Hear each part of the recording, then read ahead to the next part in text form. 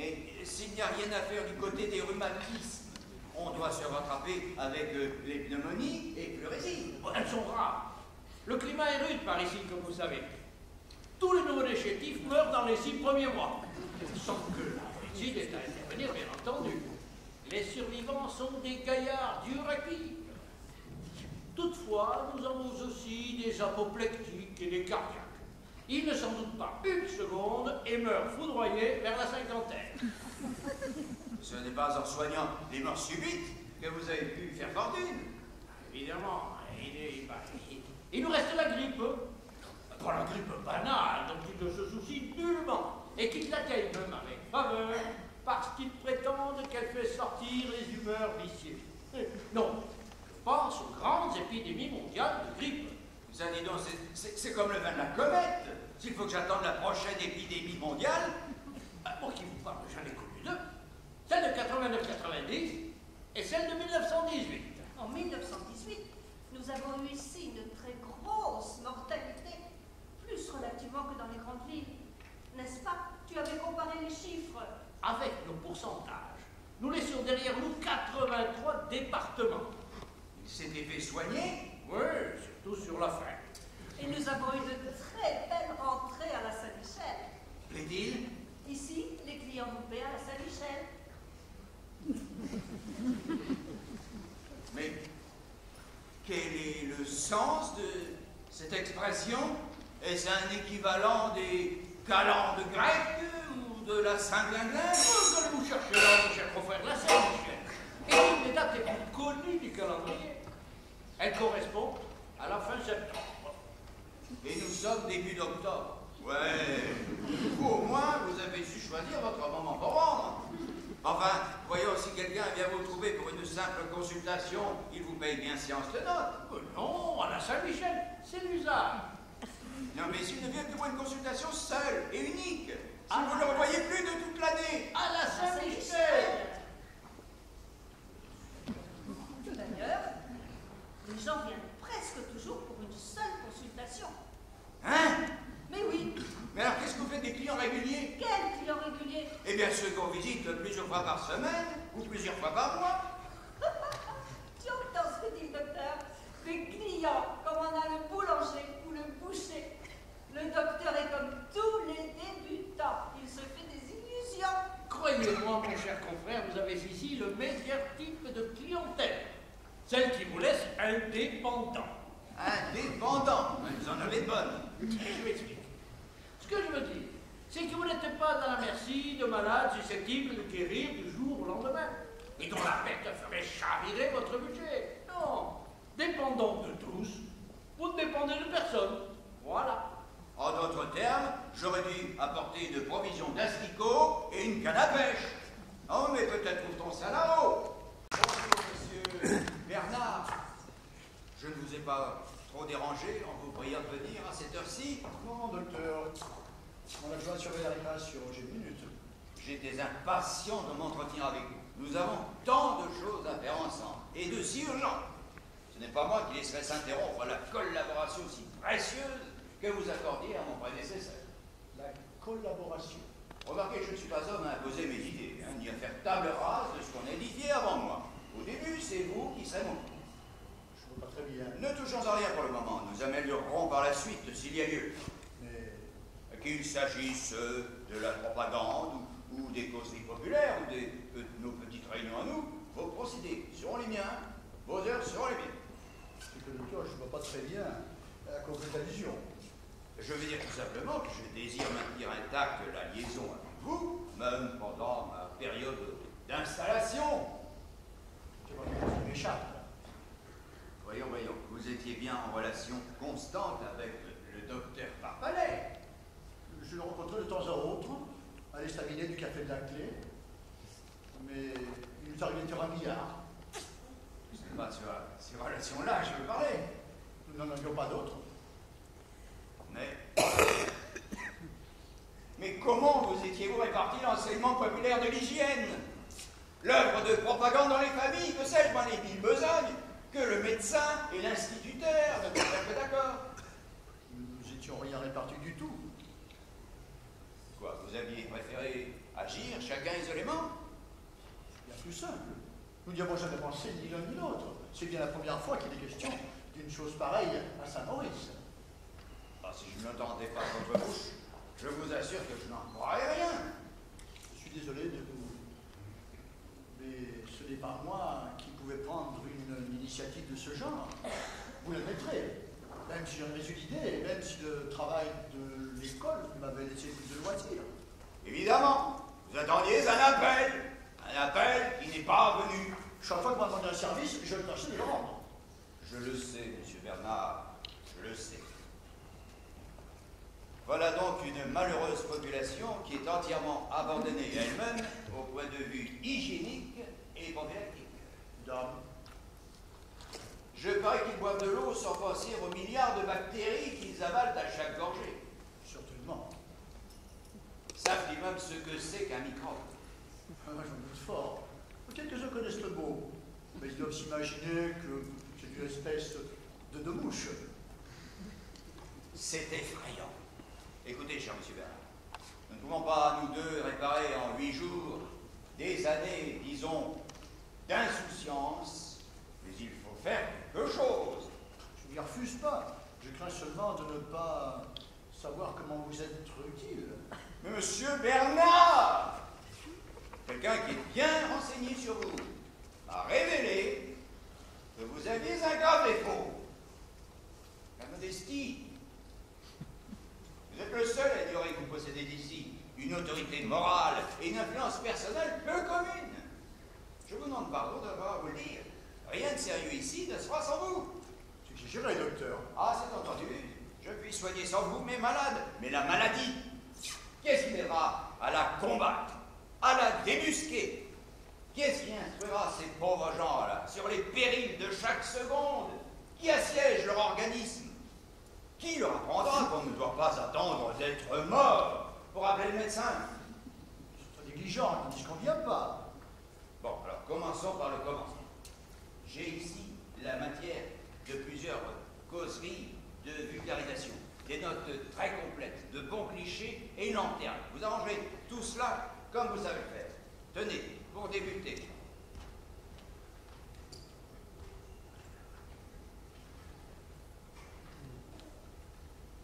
Pour débuter, une petite conférence, toute écrite par toi, et très agréable, sur la fièvre typhoïde, les formes insoupçonnées qu'elle prend, ses véhicules innombrables, eau, pain, lait, coquillages, légumes, salades, poussières, haleines, etc., etc. Les semaines et les mois durant lesquels elle coule sans se trahir, les accidents mortels qu'elle déchaîne soudain, les complications redoutables qu'elle charrie à sa suite, le tout agrémenté de jolies vues.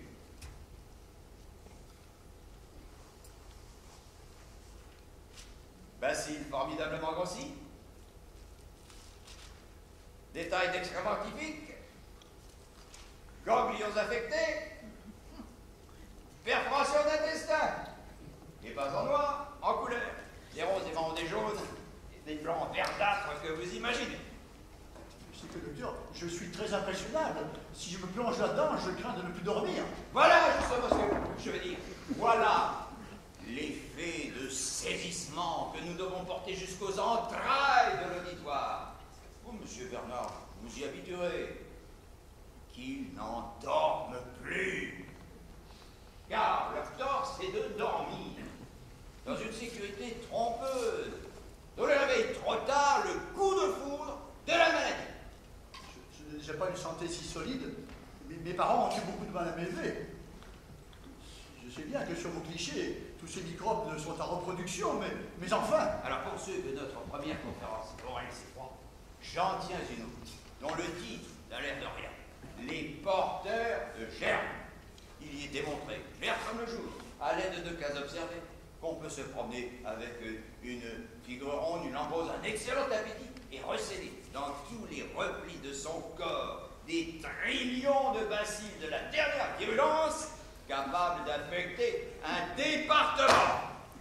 Fort de la théorie et de l'expérience, j'ai le droit de soupçonner le premier venu d'être un porteur de germes. Vous, par exemple, absolument rien de me prouve que vous n'êtes pas un. Moi, docteur? Je serais curieux de connaître quelqu'un qui, au sortir de cette deuxième petite causerie, se sentirait d'humeur à batifoler. Moi, docteur, vous pensez que je suis porteur de germes? Ah, pas vous spécialement, j'ai pris un exemple. Mais j'entends la voix de Monsieur Mousquet. À bientôt, cher Monsieur Bernard, et merci de votre adhésion dont je ne doutais pas.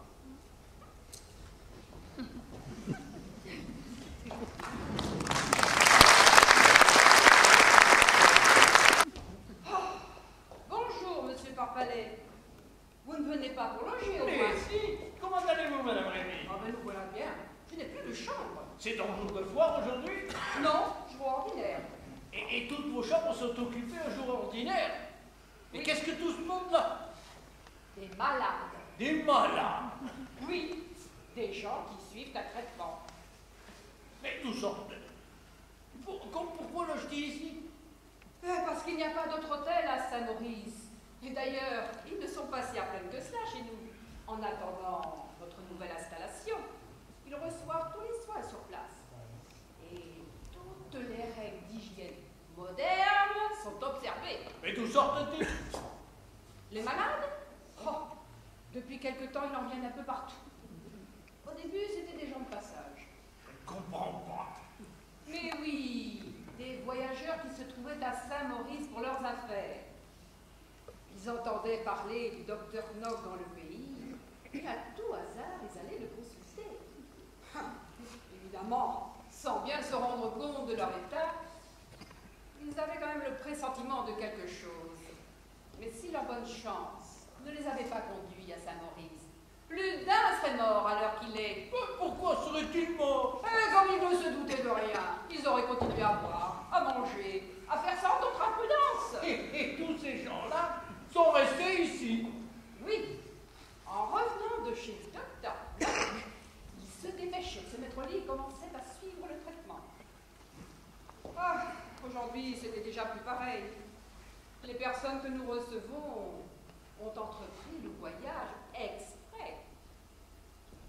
L'ennui, c'est que nous manquons de place. Mais nous allons faire construire. C'est extraordinaire. En effet, cela vous semble extraordinaire à vous, monsieur Parpalet. Ah, s'il fallait que vous meniez la vie du docteur Knock, je crois que vous crieriez grâce. Mais quelle vie mène-t-il donc? Une vie de forçat. Dès qu'il est levé, c'est pour courir à ses visites. Il passe à l'hôtel à 10h, d'ailleurs, vous le verrez dans 5 minutes.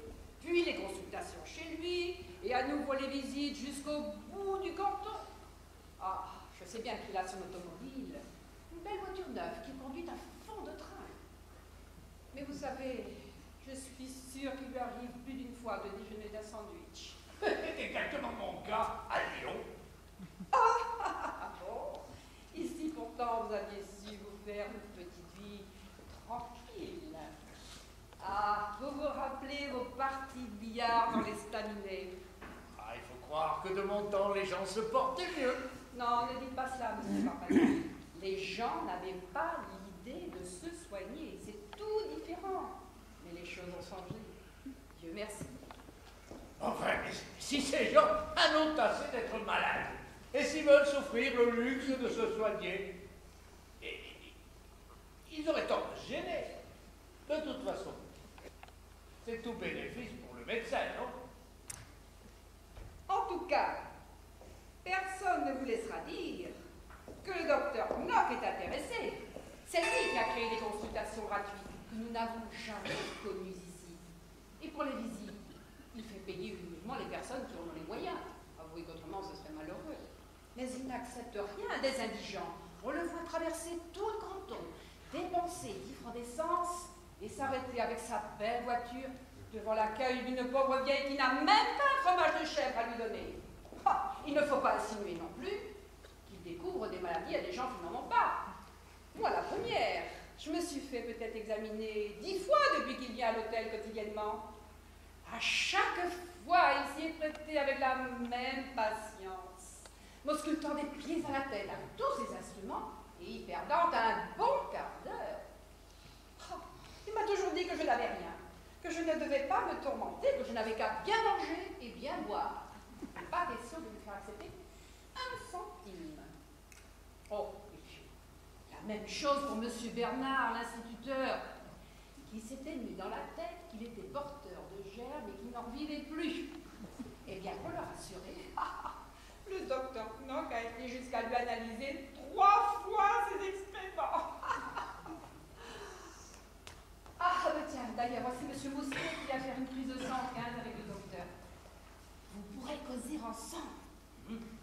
Allez, donnez-moi tout de même votre valise. Hein. Je vais essayer de vous trouver un coin. Merci.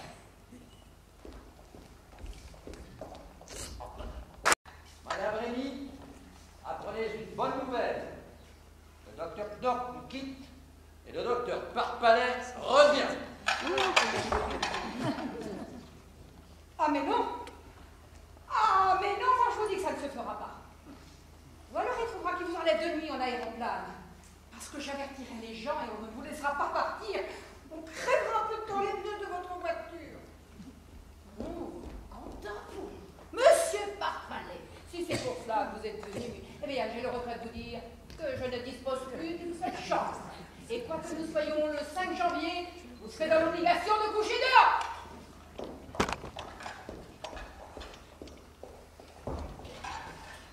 Bien, bien. L'attitude de ces gens à l'égard d'un homme qui leur a conservé, qui leur a consacré 25 ans de sa vie, mais un scandale!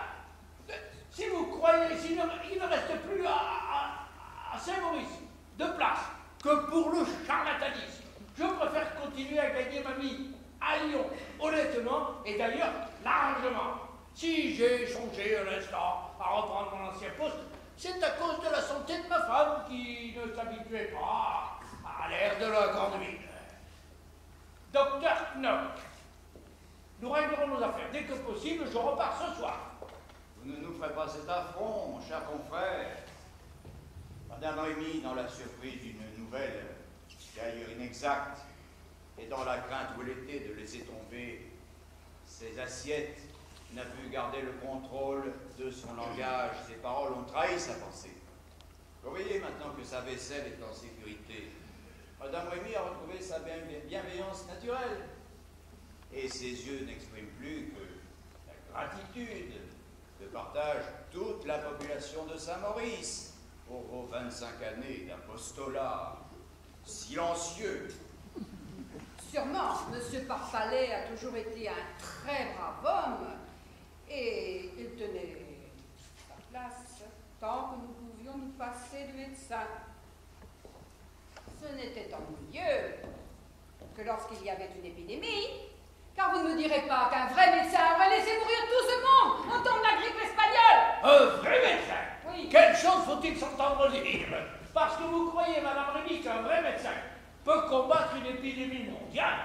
Attendez la prochaine et vous verrez si le docteur Knock s'en tire mieux que moi.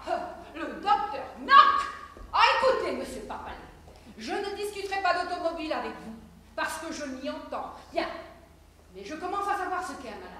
Eh bien, je puis vous dire que dans une population où tous les gens chétifs sont déjà au lit, on l'attend de pied ferme notre épidémie mondiale. Ce qu'il y a de terrible, comme l'expliquait l'autre jour M. Bernard à la conférence, c'est un coup de tonnerre dans un ciel bleu. Mais ne nous égarons pas dans les querelles d'école. Madame Rémy et le docteur Parpalais peuvent différer de conception et garder néanmoins les rapports les plus courtois. Vous avez bien une chambre pour le docteur? Mais non, enfin, vous savez bien que nous n'en avons pas. Écoutez, nous arrivons à peine à loger les malades. Et si un malade se présentait, je réussirais peut-être à le caser en faisant l'impossible, parce que c'est mon devoir. Mais si je vous disais que le docteur n'est pas en état de repartir cet après-midi, que médicalement parlant, un repos d'une journée au moins lui est nécessaire. Ce serait autre chose. Mais M. Parpalais n'est pas venu consulter. Serait-il venu consulter que la discrétion professionnelle m'empêcherait peut-être de le déclarer publiquement? Mais qu'allez-vous chercher l'argent? On repart ce soir, puis voilà tout. Mon cher confrère, je vous parle très sérieusement. Un repos de 24 heures Sable. Je déconseille le départ aujourd'hui. Le besoin, je m'y oppose.